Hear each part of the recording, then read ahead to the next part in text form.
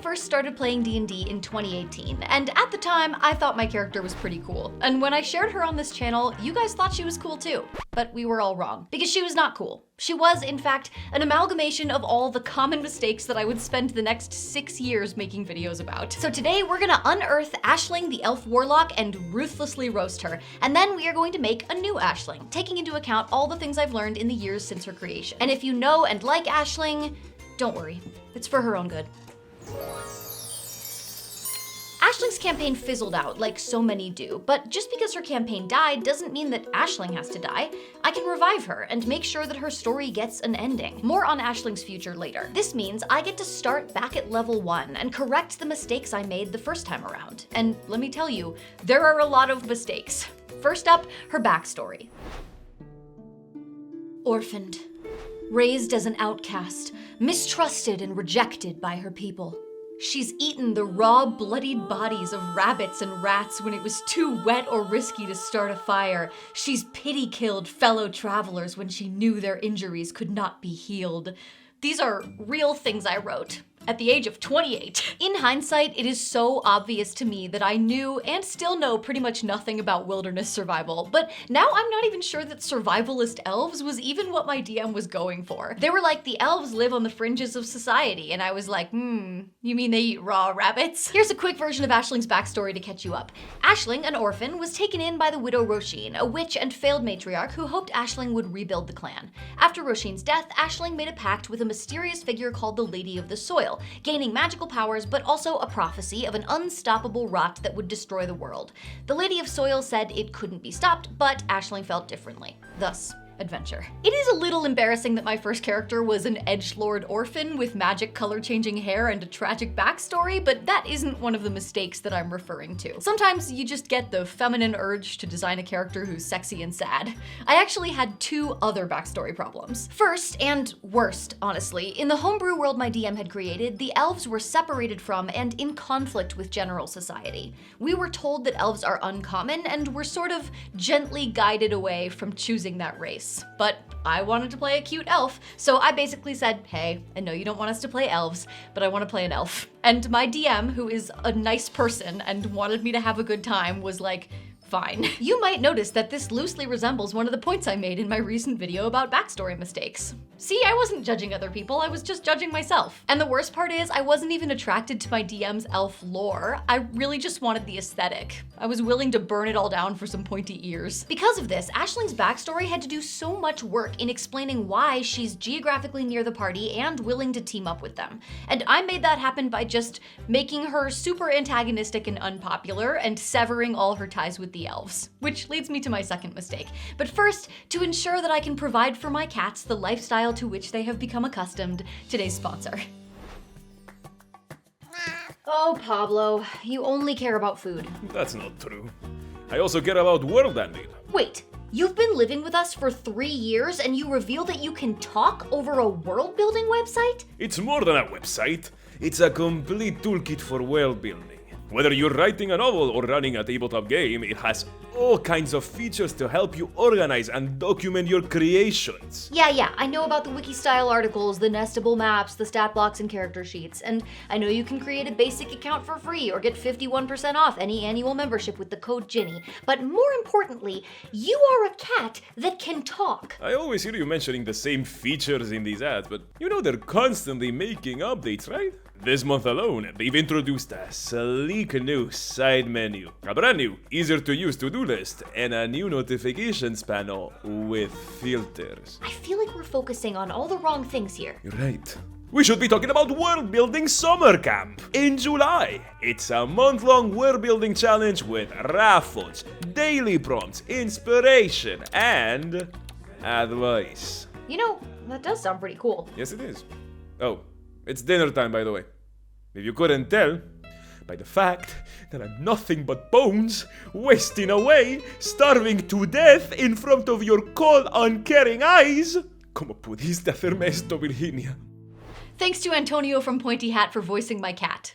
Oh, that is a brand new sentence. Okay, back to that second backstory mistake. Other than her warlock patron and her own familiar, every single creature that Aisling knew was either dead or hated her. Parents, dead. Adoptive mother, dead. Fellow elves called her names. Even her traveling companions that she left home with were nameless and died right before she met the party. This is a character with 0 NPC relationships. Like, what, was I too lazy to come up with a few more names? I was truly giving my DM nothing to work with here. If I were them, I would have been like, girl, please invent just one living person that your character knows. It doesn't even have to be a friend. If you're completely committed to being a sad girl, it can be a rival or something. But nope, she was all alone. The most alone girl in the whole world. Here's how I'm gonna fix this with Aisling 2.0. Since I'm not playing at her original table anymore, the no elves problem kind of solves itself. I'm gonna keep her original Outlander background, but instead of whatever weird rat-eating fantasy I had back then, we'll just say that she was part of a small nomadic group of wood elves who lived off of the land. Maybe a few dozen people. We can keep this idea that she's suffered and starved while also foreshadowing this world-ending prophecy by saying that the land has been showing signs of the rot. Plants and animals sickening and dying, water sources being contaminated, leaving clans like hers with diminished resources. In fact, maybe that's what killed her parents. Roisin, the woman who adopted her, can be her grandmother, which makes the orphan thing just a little less overwrought, I think. Roisin can remain a witch and matriarch of her clan, but she doesn't need to be hated for it. In fact, I think it's more interesting for Aisling to feel the pressure to fill Roisin's shoes and save her people than it is for her to just abandon them. It's also much easier now to give Aisling a few connected NPCs within her clan, even with Roisin dead. Let's say she has a friend, Kian, who is training to eventually replace his mother as clan healer, and maybe also a rival, Neve, who is a skilled hunter and charismatic speaker and thinks she'd make a better matriarch than Aisling. This story makes so much more sense in so many ways. The prophesied rot is more interwoven with the story, which means it makes sense for her to commit to ending it. It also makes sense that she would accept a warlock pact when she's trying to succeed the previous matriarch, her grandmother, who had her own magical powers.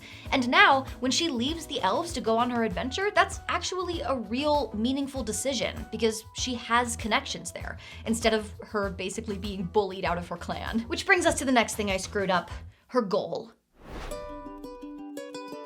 So, Aisling made her warlock pact with the Lady of the Soil, an archfey who is all about the circle of life and death and stuff. And kind of not really much like an archfey, it turns out. This is partially because I didn't really know anything about archfey at the time, but honestly, I'm not gonna apologize for being creative. She can be a weird archfey. Anyway, the Lady of the Soil gave Aisling a vision of a sickly blight that would take over the world and bring death to every living creature. Now, I can't remember if this was me or my DM or some combination, but for some reason, we decided that Aisling's patron told her the rot was inevitable, and she just stubbornly decided to try and end it anyway.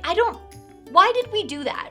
That doesn't make any sense. It's like the opposite of an inciting incident. In fact, even I, the player, was never really confident that there was anything that could be done about the rot, which is not exactly great motivation for adventuring. And since Aisling's patron was the one who told her it was impossible to stop, that means the one source of information she could have had about this mysterious, magical threat was cut off. A character goal of achieving the impossible could be really interesting, but not executed like this.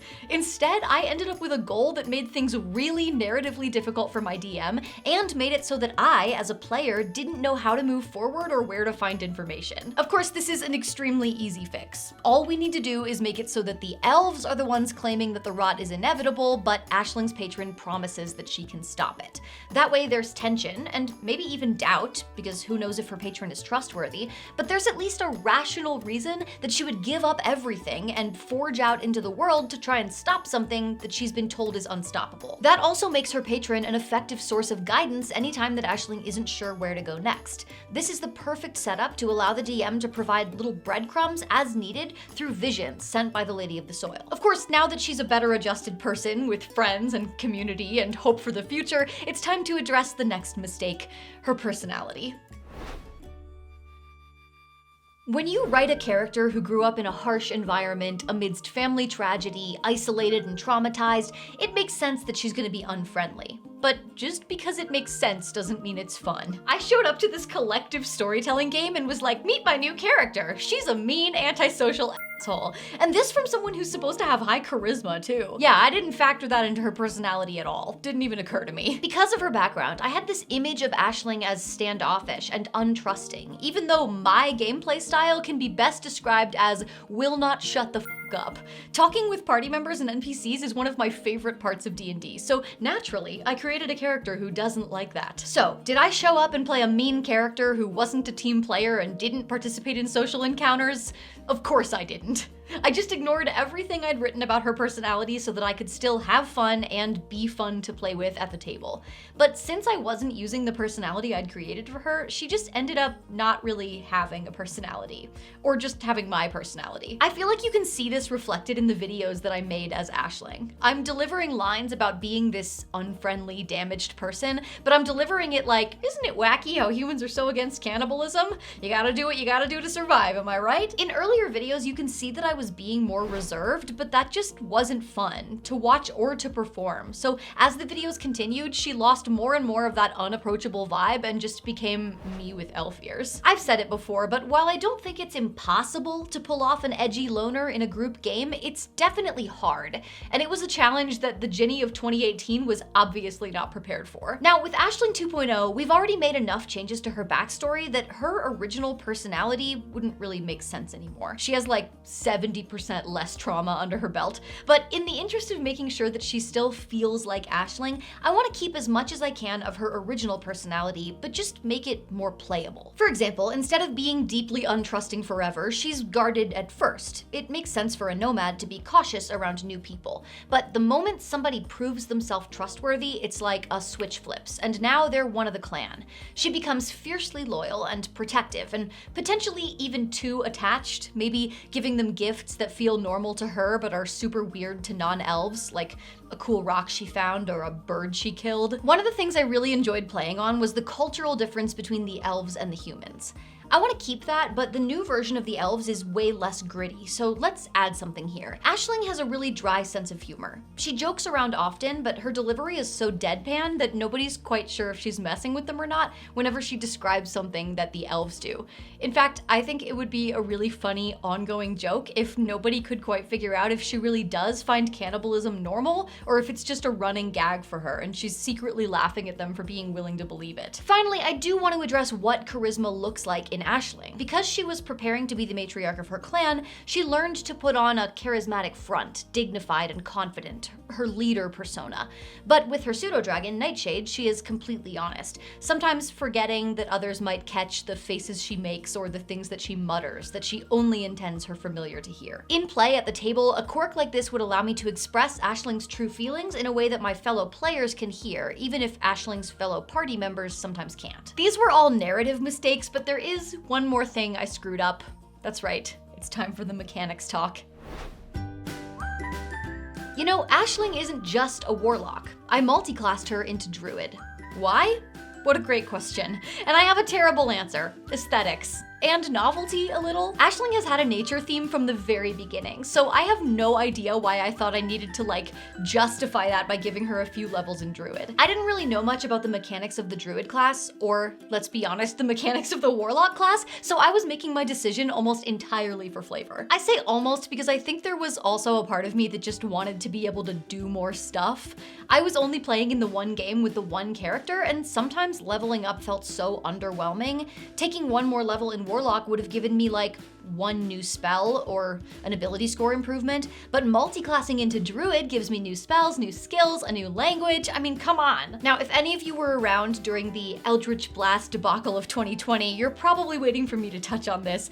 When I first shared Aisling's character sheet, people got on me about not taking Eldritch Blast. And I do think a fair amount of them were joking, because Warlocks only use Eldritch Blast is a very, very dead horse that people in D&D communities across the internet continue to regularly beat.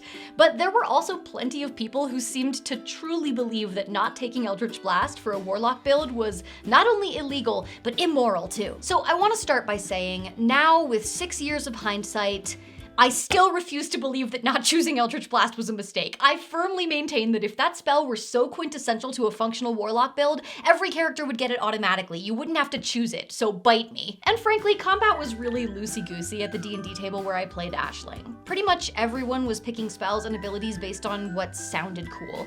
We weren't out here reading RPG Bot or watching videos called, "This Warlock build is so broken it'll make your DM straight up quit." I was playing Aisling primarily as a support caster anyway. But unfortunately, you guys are gonna win this round because I am gonna give Aisling Eldritch Blast in this new build. But it's not because I was wrong the first time. It's because she's not gonna be a support character this time. She's gonna need some strong attacks because she'll be adventuring alone. The thing is, even though I wanna know what happens with Aisling's story, it feels weird to take her to another DM's table. Even when I've rebuilt her from scratch, she still carries so much of my previous DM in her story.